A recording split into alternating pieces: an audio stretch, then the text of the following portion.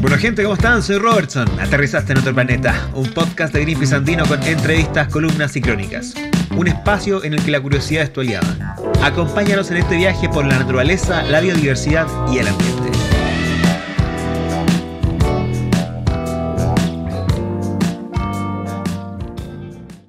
Y ahora los dejo con Leda Guzzi.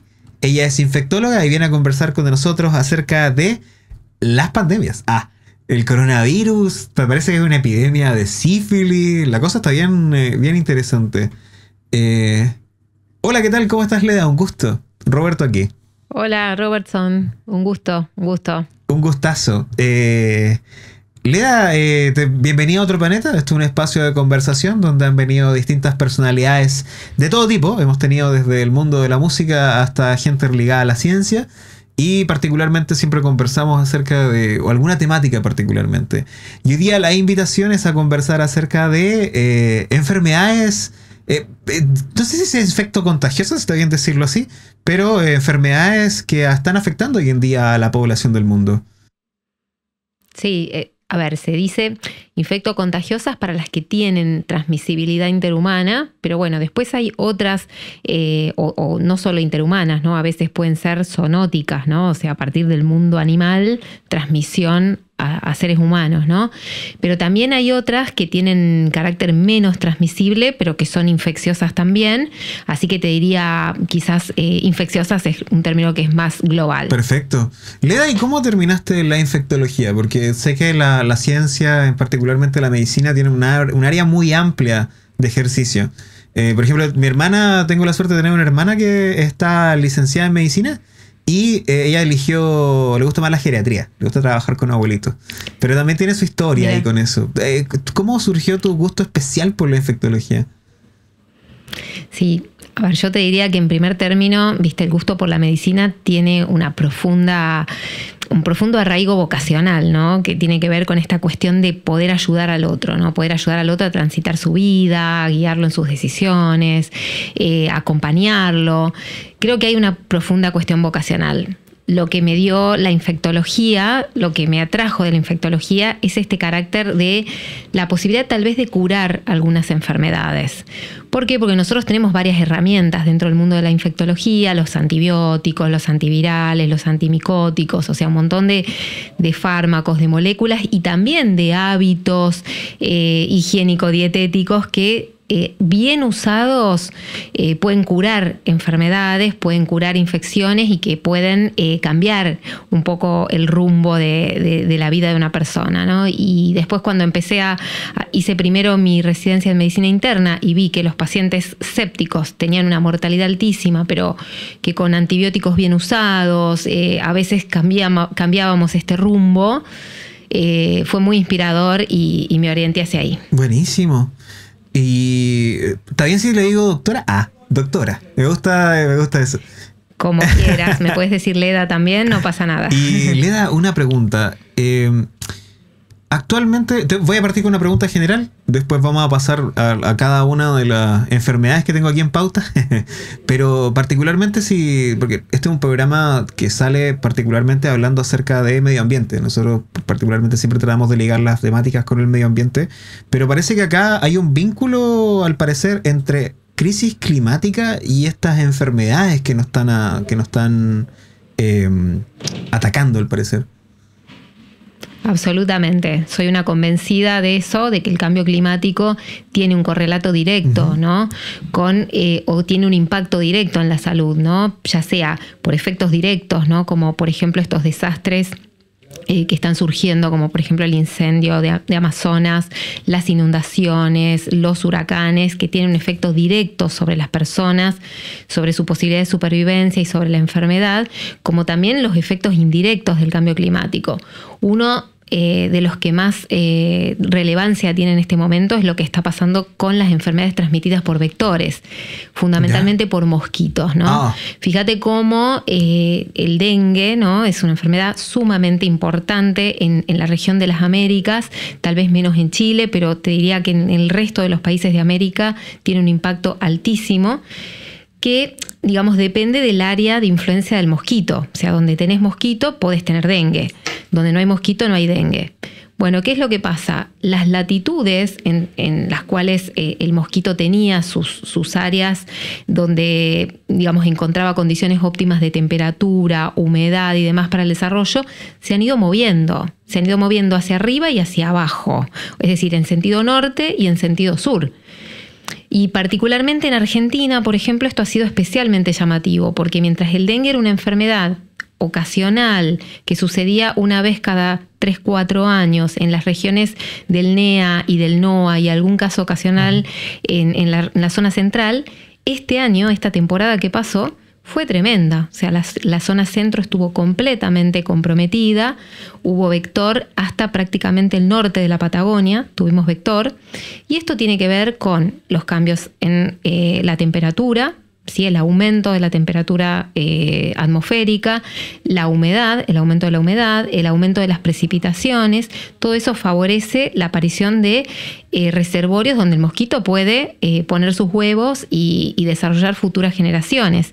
Pero no solo eso, el mosquito también va desarrollando habilidades o aptitudes de adaptación a climas que antes les resultaban hostiles y que ahora puede soportar mejor. Por ejemplo, temperaturas de 35 grados, que antes lo boleaban un poco al mosquito, quedaba un poco más turulo.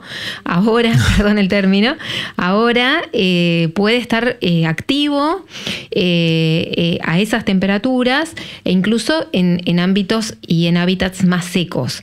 Entonces, este es un claro ejemplo de eso, ¿no? De cómo el clima influye sobre la salud humana y no solo humana, ambiental y animal, ¿no? Claro que sí. Doctora, y históricamente, porque también no es nuevo ahora, porque claro, tenemos actualmente la viruela del mono, el coronavirus que nos mantuvo en pandemia su buen año igual.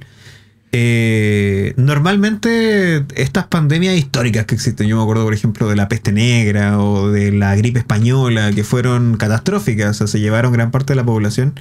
Tienen, parece que hay varias diferencias igual con lo que estamos viviendo hoy en día. Parece ser que como que, por ejemplo, me comenta ahora del dengue y me parece que es bien peligroso que los mosquitos estén aprendiendo a sobrevivir a ambientes más extremos también. Sí, sí, y también, a ver, yo creo que el ser humano va invadiendo espacios y ecosistemas que antes estaban respetados para la naturaleza o que eran prístinos, o digamos va de alguna manera forzando el contacto con especies animales con las que antes no tenía contacto. Y digamos, eso lo está llevando o está favoreciendo el pasaje de microorganismos, de virus, de bacterias, desde los animales a las personas y al revés. Y estos virus pueden sufrir mecanismos adaptativos para reproducirse y para transmitirse entre humanos y a su vez entre animales.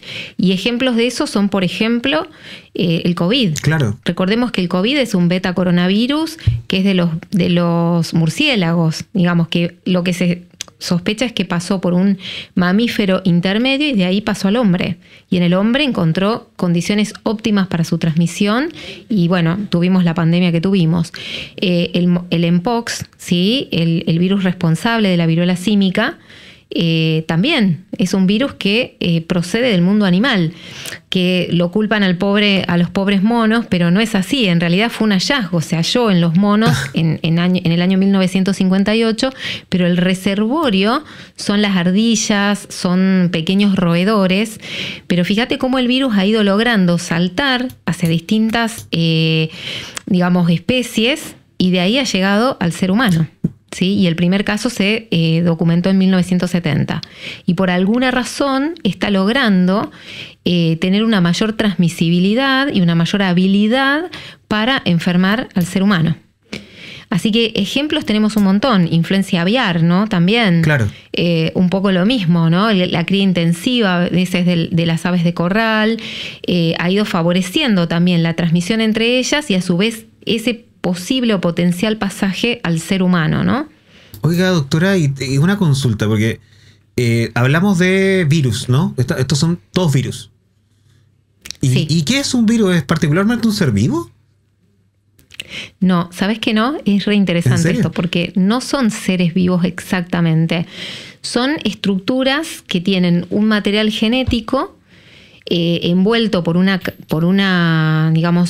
cápsula y que para su supervivencia y para generar nuevos viriones necesitan sí o sí de otro ser vivo, que es una bacteria, por ejemplo, o una célula.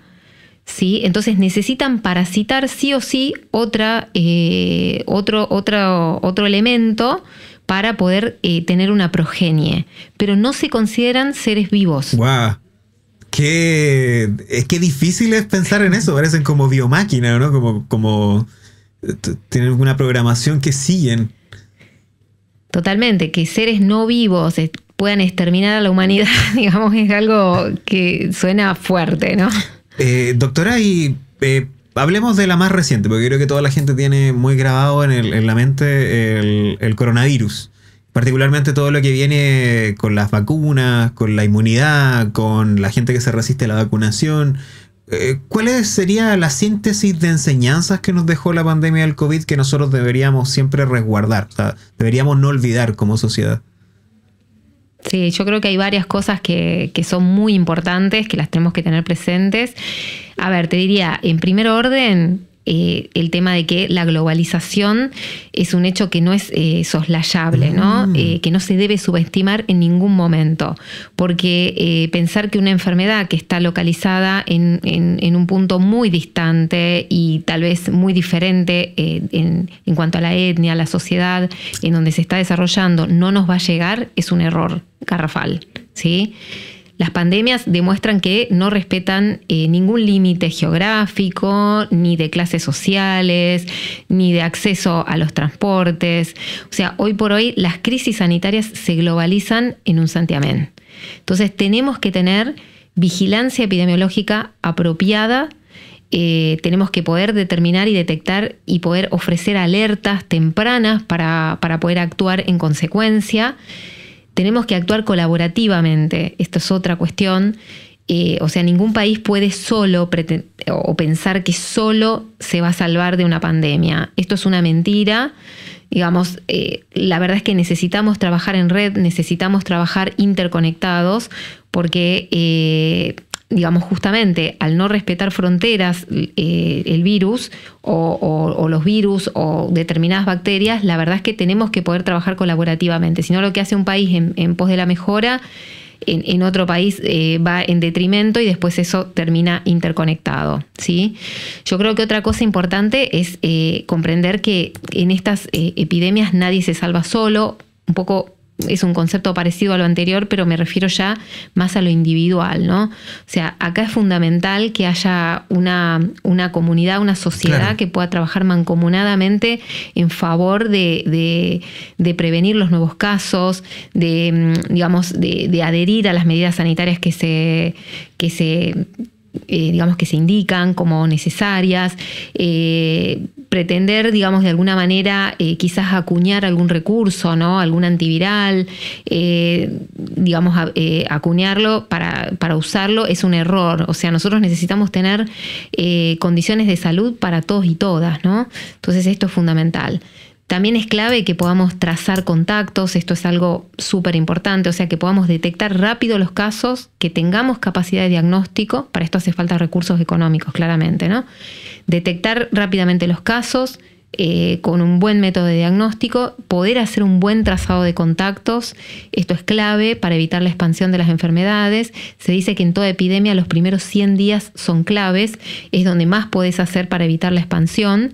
Y si se te pasan esos 100 días sin haber podido, hacer estas medidas, por ahí perdés mucho, ¿no? Después, todos los recursos tienen que tener una distribución equitativa. Las vacunas tienen que tener una distribución equitativa. O sea, de nada sirve que un continente tenga todas las vacunas y otro no tenga ninguna, porque en ese continente donde no hay vacunas, el virus va a generar nuevas variantes, va a, por supuesto, a generar una mortandad tremenda y la enfermedad va a persistir. Entonces, esto es muy importante.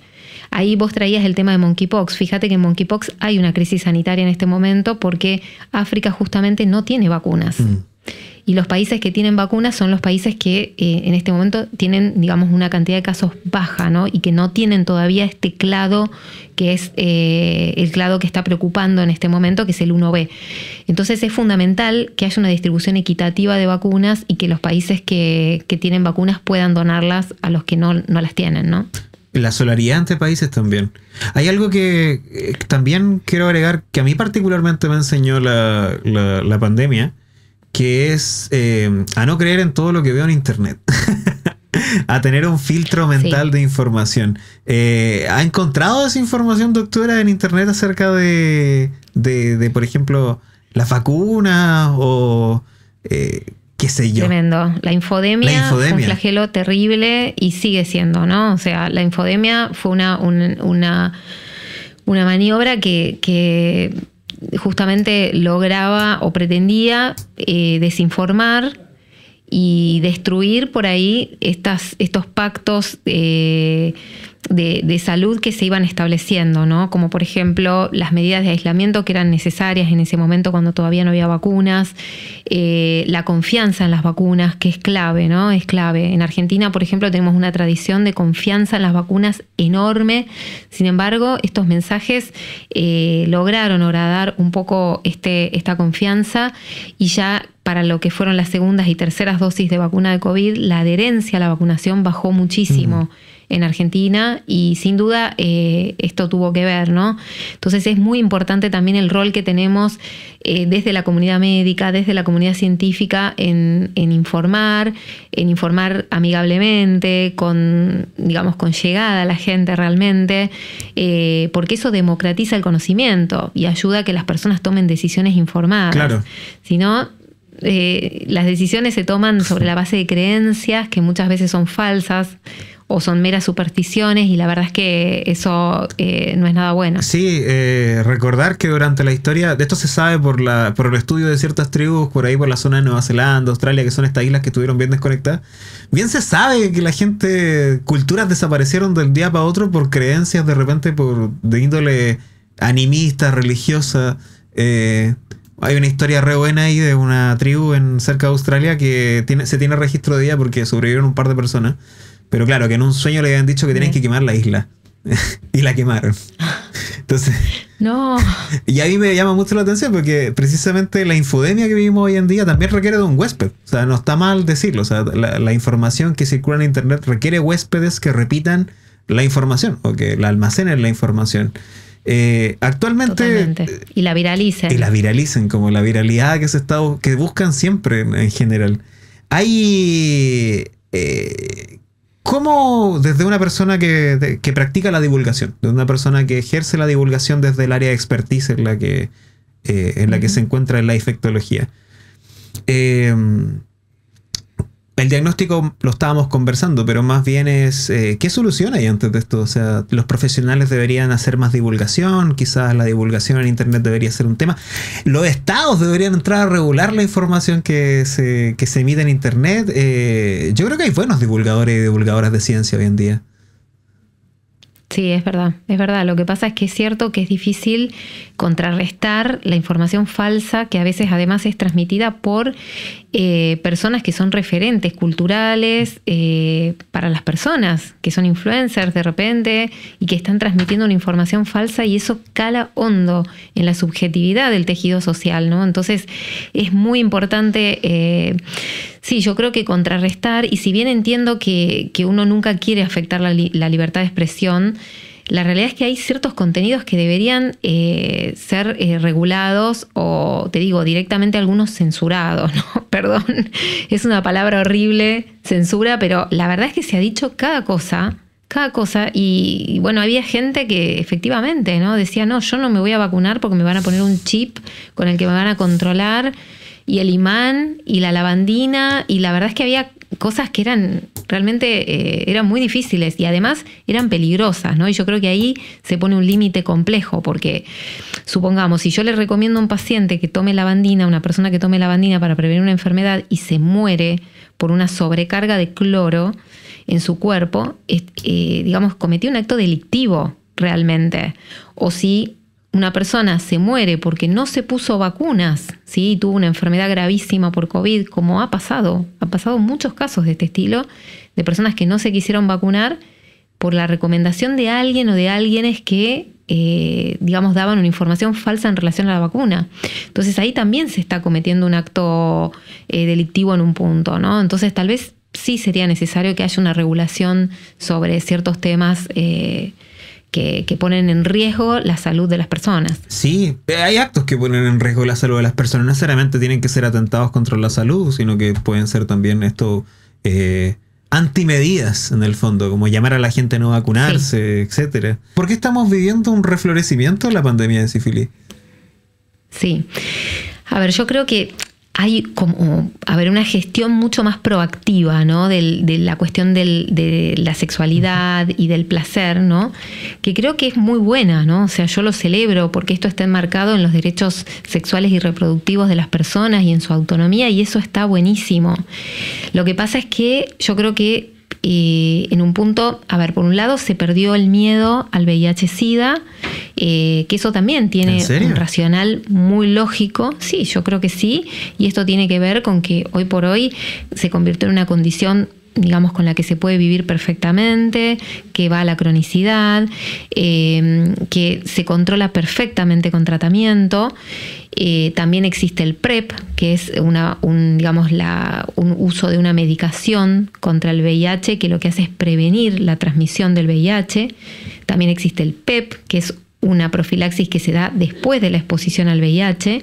Entonces, en un punto yo creo que se perdió el miedo al VIH, y eso también, digamos, llevó como a una mayor liberación quizás en esta gestión de la sexualidad, a veces con un condimento de mucha promiscuidad sexual y de poco uso de métodos de barrera, ¿no? Los métodos de barrera son los condones, el condón, no se dice masculino, el condón peniano o el condón vaginal, ¿sí? Que en Argentina no existe el vaginal, en algunos países sí está. Pero bueno, esto lleva a que haya un incremento en las enfermedades de transmisión sexual, y que yo creo que sobre todo asienta como en un desconocimiento a priori de que las enfermedades de transmisión sexual existen y que están, digamos, al pie del cañón, ¿no? Porque si uno conoce esta situación, puede tomar decisiones informadas y decir, bueno, está bien, yo gestiono así mi sexualidad, tengo estas parejas o tengo nuevas parejas y no uso condón, que no estaría bien, digamos, lo mejor es usarlo, ¿no? Eso es, digamos, tiene que quedar claro, ¿no? Pero ponele que sea una decisión deliberada, bueno, tenés que saber que te tenés que testear con frecuencia. O sea, tenés que testearte por ahí cada 3 meses para detectar precozmente la presencia de estas infecciones, para vos, para tu salud, para cuidarte, para tratarte, justamente para evitar, por ejemplo, que una sífilis pueda llegar a una sífilis terciaria, que es la que mató a Nietzsche, por ejemplo. Pero también para prevenir transmitírselo a otras personas, lógicamente. Entonces creo que está buenísimo la ampliación, digamos, de derechos sexuales y reproductivos.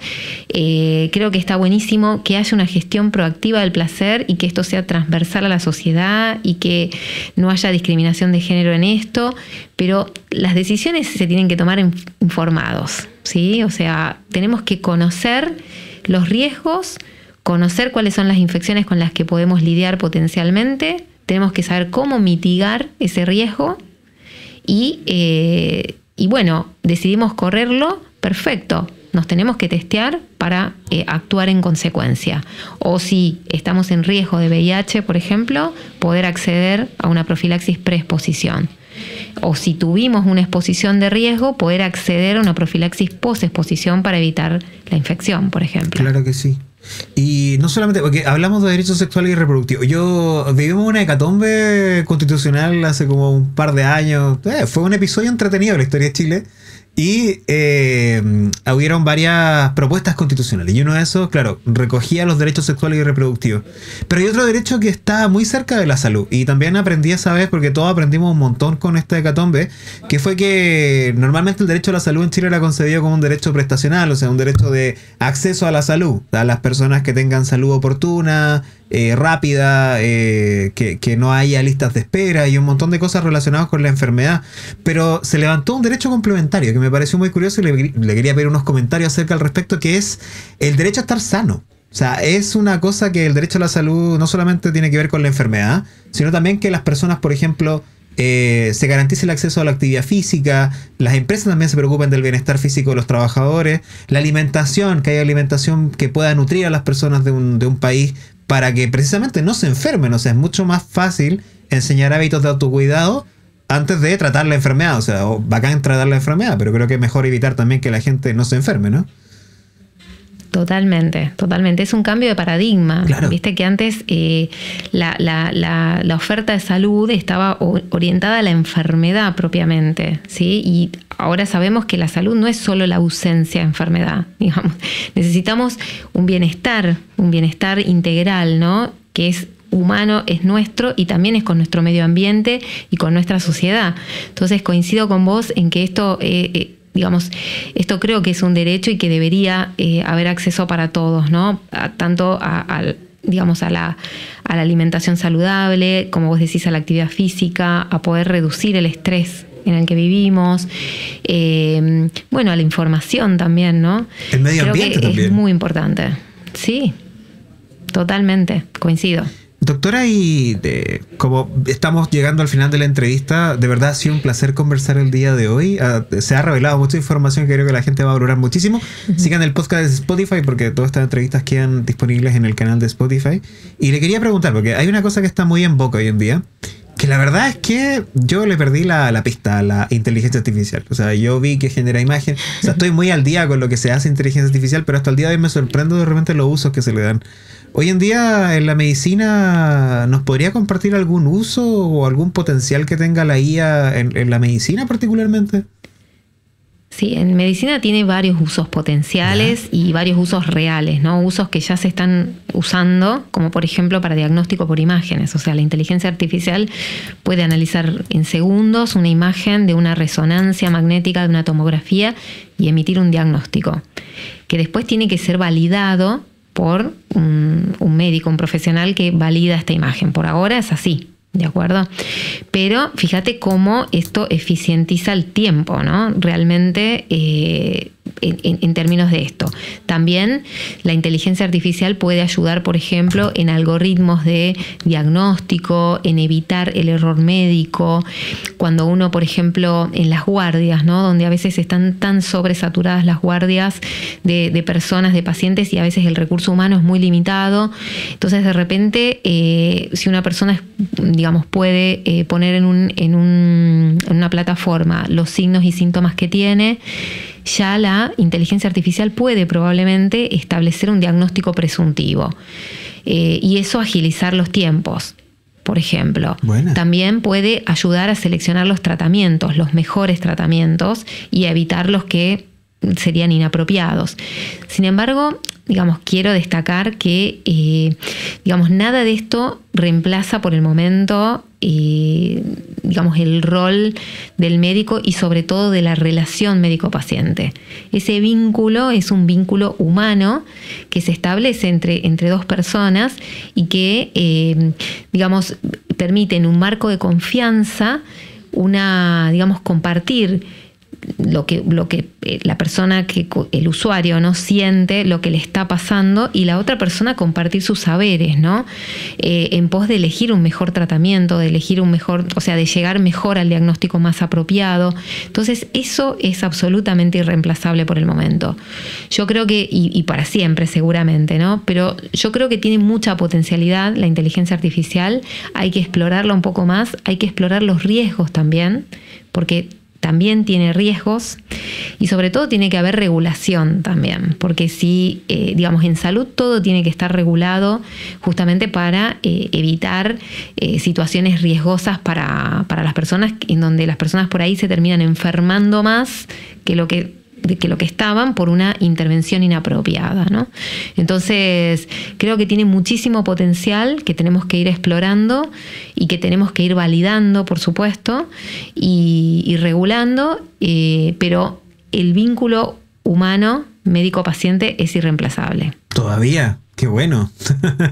No, Sí. creo que no estoy preparado para acceder ahí todavía a ese mundo donde te diagnostique la máquina, ¿no? Claro, se agradece mucho igual el contacto humano todavía. Así que, buenísimo. Totalmente. Las personas buscan eso, las personas buscan esa calidez, buscan esa escucha, buscan la empatía, buscan esa sonrisa, ese abrazo ocasionalmente, ¿no? Por lo menos yo soy muy así con mis pacientes, soy muy cálida y... Es decir, no está bien que lo diga yo, pero yo siento que eso es parte de lo que las personas necesitan cuando me vienen a ver con un cuadro determinado, y creo que eso ya genera un alivio muy importante, incluso antes de los fármacos, ¿no? Totalmente, totalmente. Doctora, muchísimas gracias por estar presente el día de hoy. Leda Guzzi, muchas gracias. Tenemos el aplauso del público, ¿sí? ¿Está por ahí? Muchas gracias a ustedes, ¿eh? Buenísimo. Muchas gracias, Robertson. Muy linda la entrevista. Muchas gracias Muy por divertida. venir y muchas gracias también por el conocimiento entregado acá, que se agradece muchísimo la divulgación. Por nada. Un abrazo, muchas gracias. Y aquí, lamentablemente, termina este episodio. Acompáñanos en la siguiente expedición en busca de un planeta más verde e inclusivo.